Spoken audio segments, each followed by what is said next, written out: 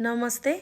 आजमा हाम्रो यो फिसलाई फ्राई नगरिकन फिसको करी ग्रेभी बनाउनलाई हाम्रो नेपाली टिपिकल पारामा मैले आफ्नो टिपिकल रेसिपी नै यहाँ बनाएर हालेको छु। हेरिदिनु होला, लाइक सब्सक्राइब गरिदिनु होला। अनि फर्स्टमा चाहिँ मैले प्याजलाई लिएँ अनि प्याजलाई मसिनो गरेर काटिसकेपछि मैले यसलाई तोरीको तेलमा प्याजलाई ब्राउन हुने गरी एकछिन फ्राई गरेँ। तपाईँ देख्न सक्नुहुन्छ भिडियोमा। त्यसपछि मैले यसमा लसुन अदुवाको पेस्टलाई हालेँ। त्यसलाई छुट्टै पेस्ट गरिसकेको थिएँ, मैले ग्रिन्ड गरिसकेको थिएँ। अनि त्यसलाई चाहिँ मैले आफ्नो स्वादअनुसारको हालेँ।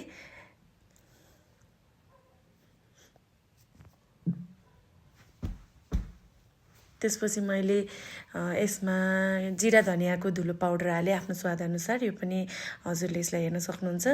र यसपछि मैले यसलाई एकछिन ब्राउन हुने गरी मैले यसलाई भुट्छु।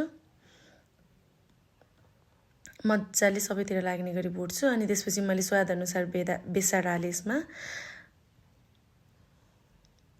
त्यसपछि नुन पनि मैले स्वादअनुसार नै हालेँ यसमा।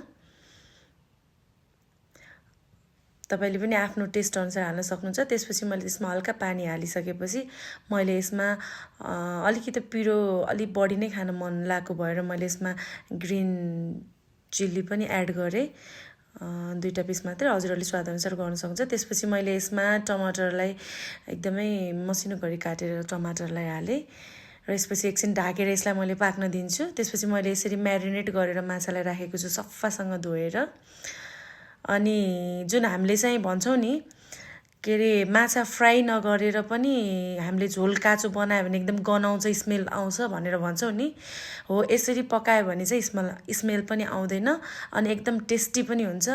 अनि रस पनि झोल पनि एकदमै मिठो हुन्छ।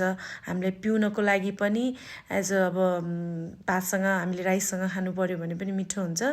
यसरी मैले एकछिन म्यारिनेट गरेर राखेको माछालाई मैले रौ माछा ल्याएको थिएँ। यसलाई चाहिँ एकदम पिस गरेर म्यारिनेट गरेर राखेको थिएँ लगभग हाफ एन आवर जति। अनि त्यसपछि मैले यसलाई सबैलाई हालेँ। अब यसलाई मजाले पाक्न दिन्छु। एकदमै इजी छ यो रेसिपी। यो हाम्रो नेपाली टिपिकल मेरो मम्मीहरूले बनाएकै हेरेर मैले सिकेको। अनि प्रायः जसो मैले मान्छेहरूले फ्राई नगरेर बनाएको माछा एकदमै मिठो हुँदैन, गनाउँछ भन्नुहुन्छ। तर मैले यसरी बनाएँ भने एकदमै मिठो लाग्छ मलाई चाहिँ। गन्ध पनि आएको मान्दैन मैले यसलाई। यसलाई यसै गरिसकेपछि सानो आँचमा हामीले यसलाई हाफ आवर जति यसलाई पकाउँछौँ। मजाले पकाउनुपर्छ। यसरी मैले पकाइसकेँ। अब यो पकाइसकेपछि यसलाई मजाले अब कस्तो अब अलिअलि सुप्पी बनाउने हो कि हामीले अलिक ग्रेभी बनाउने हो भने अलिक बेरसम्म पाक्न दिने।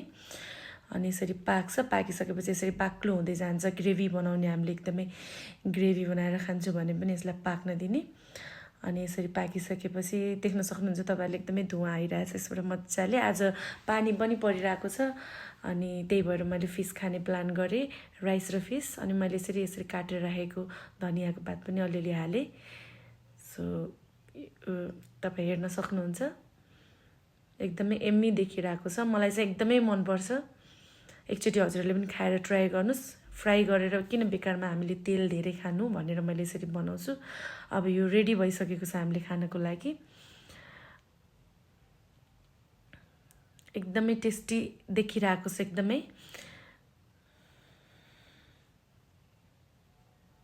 यसरी सर्भ गरिसकेपछि म मजाले राइस हालेर खान्छु।